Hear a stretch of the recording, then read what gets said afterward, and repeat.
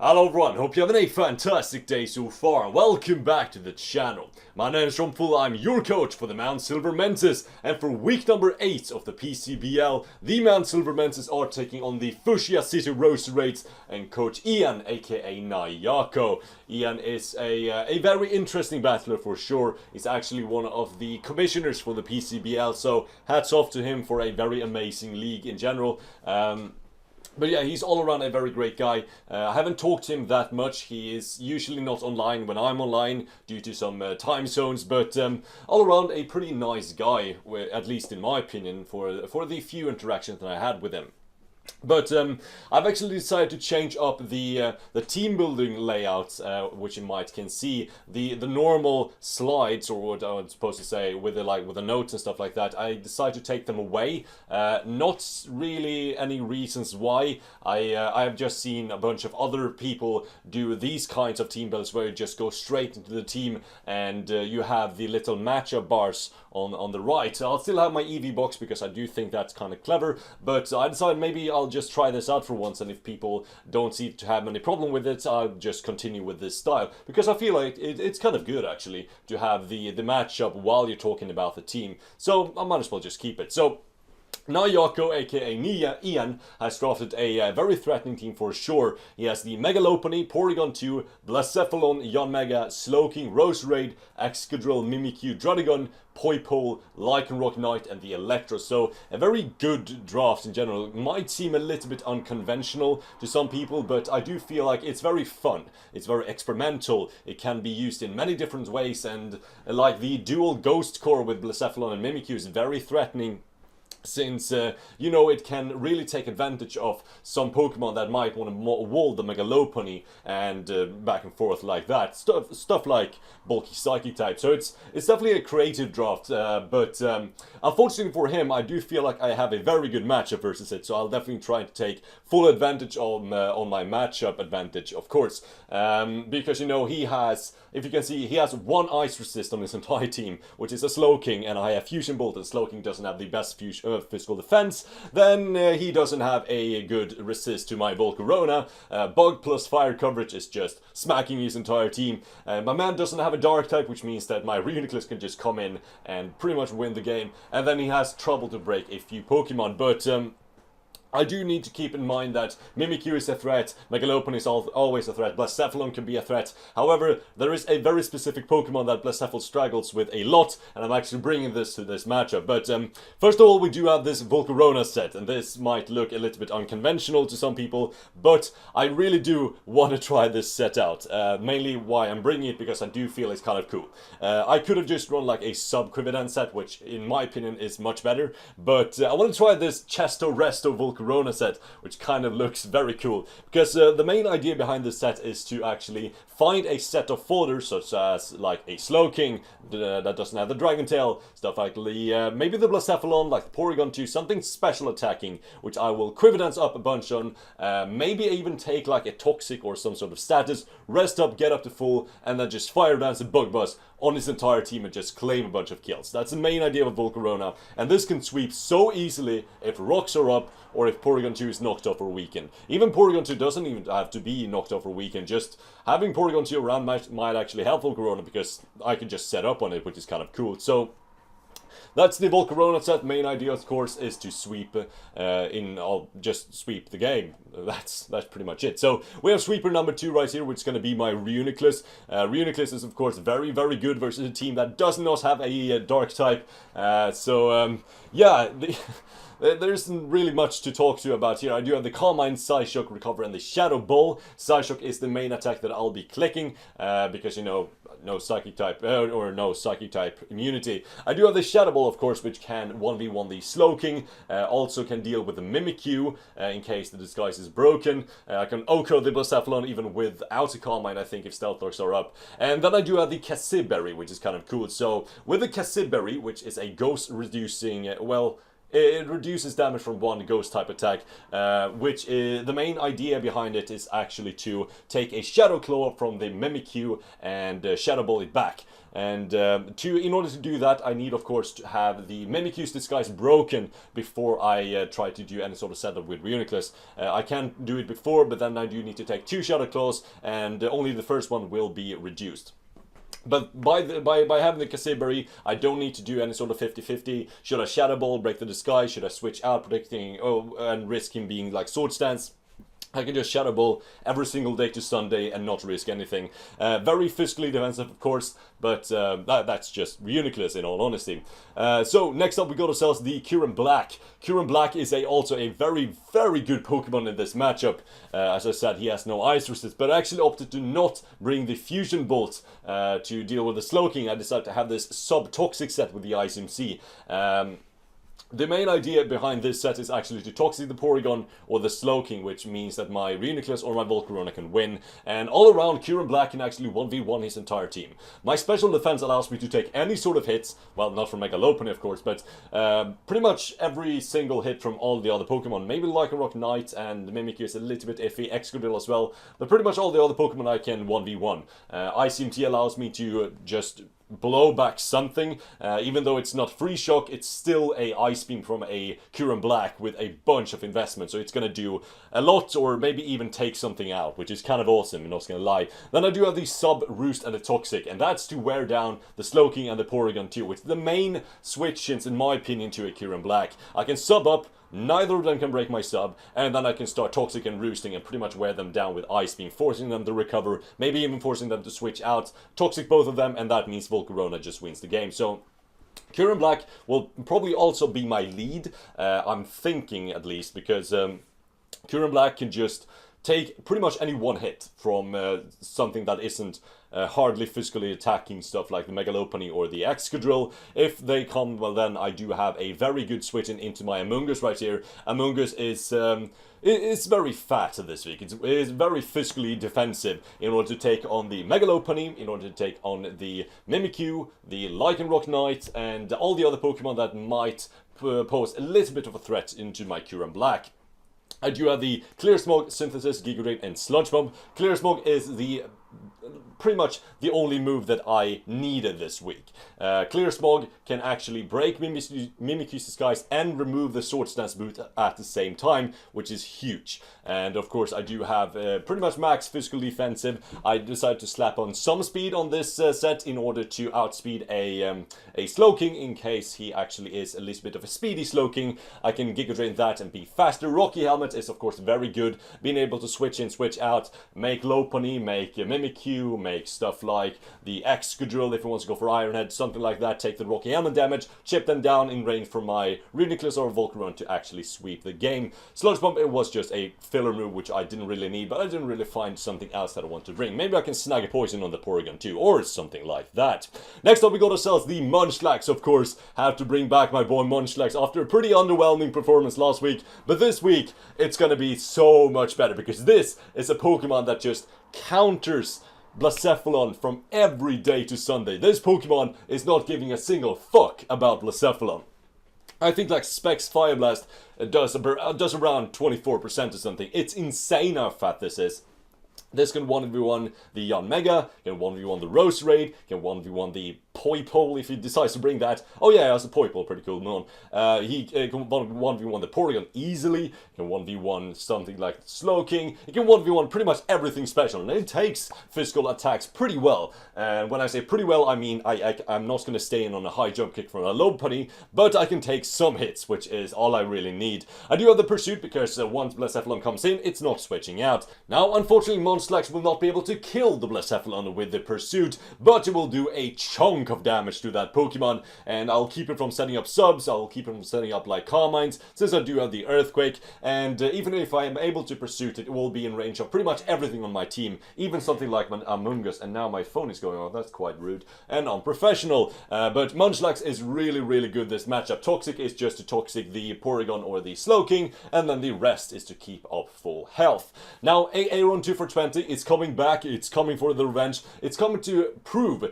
to pretty much the entire entire PCBL that this is a valuable Pokemon. And then last but not least, we do have a Choice Scarf Thundurus. Now, the reason why I brought the Choice Scarf Thundurus is mainly just due to the fact that I pretty much needed defog in some extent. If we got up rocks with, let's say, the Druddigon, I wanted to at least have an emergency defog in order to get my Volcarona not to be at 50% when I start to Quiver Dance and rest.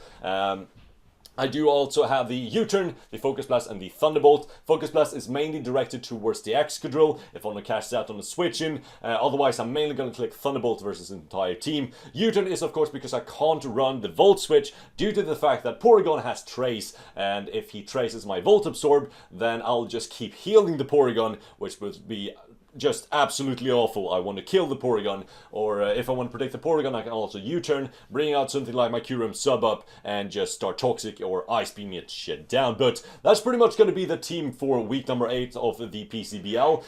Now with this new little like layout thingy, the team builder goes a bit quickly, and I do feel like it will be worth it since I do have another league, spoiler alert, coming up within a few weeks. So just having like shorter team builders might be better. People might actually watch them. I don't really know, but with that all being said, let's go right into the battle and see how it turned out.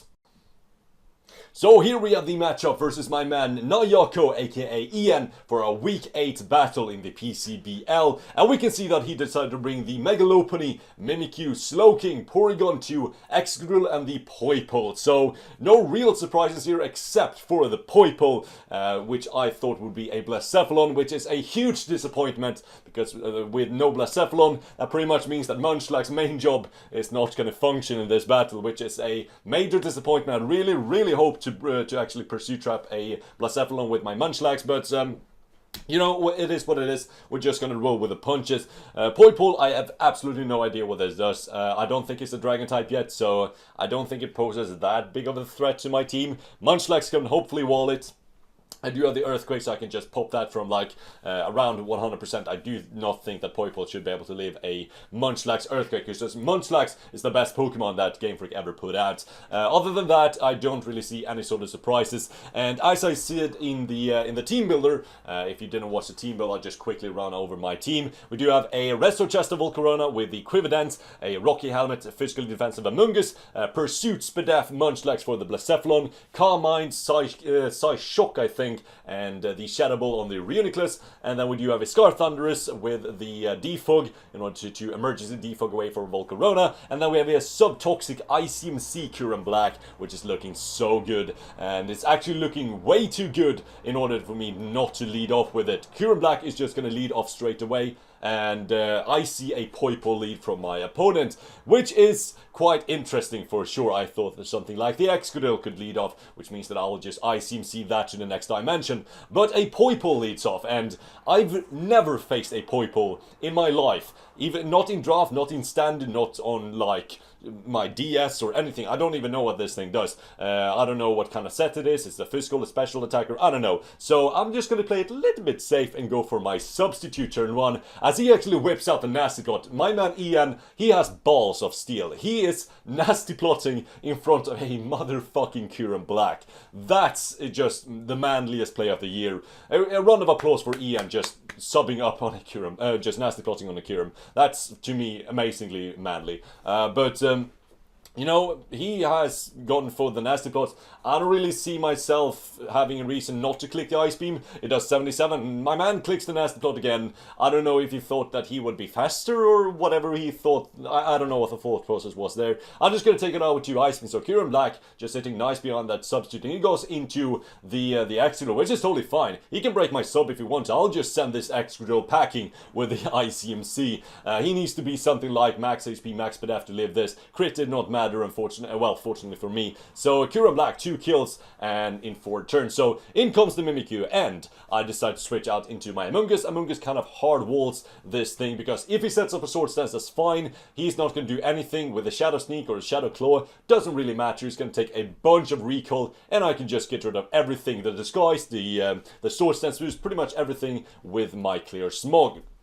Now, we can see that Mimikyu is a lifer, which is good, because every time it touches my Amoonguss, it's pretty much going to lose like a quarter of his health, which is awesome. So this thing is not going to stay for a long while. I'm just going to fire off a Giga Drain because, you know, I can just want to recover some health. I can do some damage to the Porygon if I want to, scat some spreads on there. But he reveals the Slowking, which is pretty much max defense, as what I'm thinking. So I'm just going to go right into my Munchlax, and I get dragged out immediately. So Munchlax is still not doing anything, but you know, I'm trying my best in order to make it work. It drags me out into my Reuniclus and goes for the Body Slam, which I found very interesting. Just gonna go for the Shadow Claw in case, Shadow Ball in case he wants to go for something like the Dragon Tail again, predicting me to Calm Mind. Now, he has revealed the Dragon Tail, he has revealed the Body Slam. I do think there is a Skull lurking somewhere around there, which means that he doesn't have a Psychic type stab for my Amoonguss. Amoonguss is just sitting very good, and I do think he would have recovery.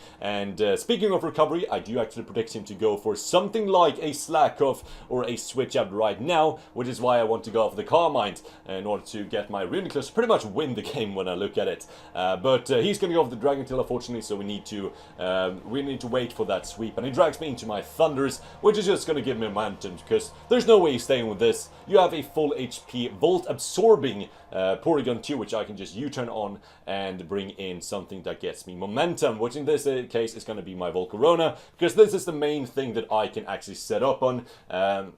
My Resto Chest is going to allow me to Quiver Dance up like 4 times and then just go for damage. But I'm going to Quiver Dance once, as I said. He's going to go for the Toxic, so my plan is pretty much working out perfectly. If I was sub, that would have been like a more Triad set, but I think the Resto Chesto is kind of fun. So I'm just going to Quiver Dance up again, and this attack is going to do absolutely no damage from the Porygon. 14% is ridiculously low, and I thought, well, it might be time to actually go for some special attack boost with a Fiery Dance. However, I seem to not getting them, and he's going to try and start recover stalling me, and thinking that actually might save him. But you know, we do have the rest tech on deck, so I still am not getting any Fire Dance boost, so I in hindsight pretty much should have gone for some Quiver Dances more. But he's going to reveal sub, which ends up not mattering at all. I'm just going to go for my rest, heal up back to full, no Toxics anymore. It's going to do pretty much I'm going to be in a fantastic situation with my Volcarona. I'm just going to go for the Fire Dance. It pretty much breaks any sort of Porygon subs at this point. I'm still not getting any boost, which is kind of annoying. It's 50%, but seems like I had my sheer force ability, because I'm not getting any sort of boost with anything. So he's going to try and recover stall me. At this point, I'm just going to fire off damage. I do think I Quiver Dance up one more time in order for just me to 1v1 this Porygon. I do actually Quiver Dance one more time because, you know, I can rest, I can stay asleep for a couple of turns. It's not like he's going to break me, but he actually decides to switch out into the Slowking, which is just an easy fodder for my Volcarona. That shit's going to go straight down. I think I killed about 4 of those in one move, and he's going to go into the Lopunny, which means that I can go into my Amoonguss. Now, the reason why I actually switch out is, of course, because I predicted the Fake Out. I could have stayed in, I could have lost some differential, I could have risked this Lopunny being burned by the Flame Body, but I thought it would be more valuable get some damage with the Rocky Helmet, and just save my Volcarona to potentially rest on the Porygon later. I felt like that was my safest play, and I do not regret this play at all. So my Amoonguss is in, and it's not like he has very good Amoonguss checks anymore. He has, of course, this full HP Porygon 2, which can be a little bit annoying since it traced my Regenerator. I just sent this up in case you want to be a little bit ballsy and go for the Frustration straight away. So I'm just going to go into my my Reuniclus, because Reuniclus is going to take so much advantage of this Porygon like it's no big deal. I'm just going to Calm Mind up straight away, and since I do have the Cassiberry reducing the Shadow Claw's damage, I can just predict nothing and just go straight for the Shadow Ball, OHKOing the living shit out of that Mimikyu, which puts me in a solid position, because he's going to go into Lopunny, he's going to go to Fake Out, realizing that it does absolutely nothing to my Reuniclus. I can just go straight up for a recover, and at this point his only choice, or his only hope, is just to try to freeze me with a Tri-Attack.